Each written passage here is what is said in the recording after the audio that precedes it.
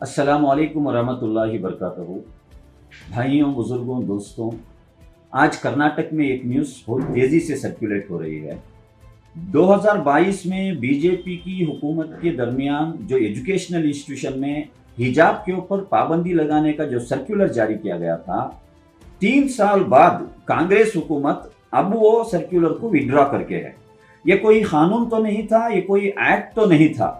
Circular withdraw करने 3 साल कांग्रेस हुकूमत को लगे और आज ये क्रेडिट लेने के लिए बहुत सारे लोग सोशल मीडिया में आ रहे हैं, एफबी में आ रहे हैं, इंस्टा में आ रहे हैं।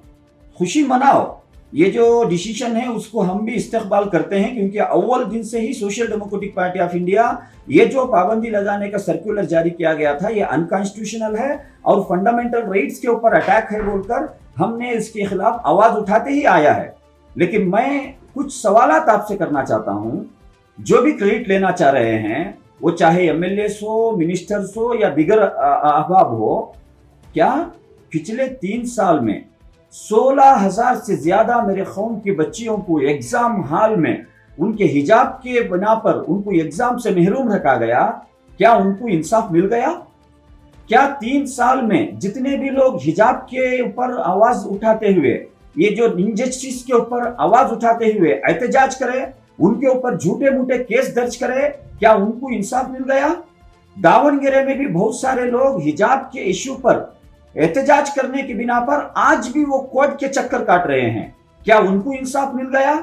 क्या सुप्रीम कोर्ट में जो 5 बच्चियां मेरे उड़पी के ये केस को लेकर एक लंबी लीगल लड़ाई लड़े थे, क्या हिजाब का केस सुप्रीम कोर्ट में कर्नाटक हुकूमत के जरिए से विड्रॉ कर लिया गया? ये कुछ सवालात हैं, कड़वे सवालात हैं, मैं आपको करना चाह रहा हूं। खुशी मनाओ, लेकिन मेरी खुशी जब होगी कि 16,000 बच्चियों को दोबारा एग्जाम लिखने के लिए कर्नाटक की कांग्रेस हुकूमत कुछ स्पेशल इंतजाम करना होगा।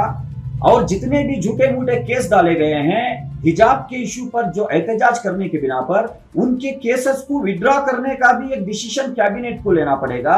और आइंदा आने वाले दिनों में ये जो हुकूमत विड्रॉ करने का डिसीजन लिए है, बीजेपी के आईटी सेल के डर के बिना पर हम यू टर्न नहीं मारेंगे, ये एक भरोसा भी देना पड़ेगा। उसके बाद आप खुशियां मनाओ, उसके बाद आप credit low. Social democratic party of India जब हिजाब का इश्यू उठा था, बहुत सारे लोग बोले इसके पीछे social democratic party of India का हाथ है, लेकिन हमने उसी दिन बोला था हम इसके पीछे नहीं, हम इसके आगे भी हैं।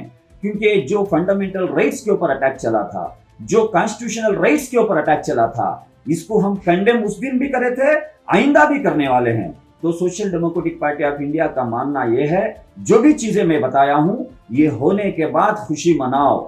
उससे पहले झूठे खुशी में आप मशगूल रहेंगे तो मेरे बच्चियों का फ्यूचर आज भी खतरे में है।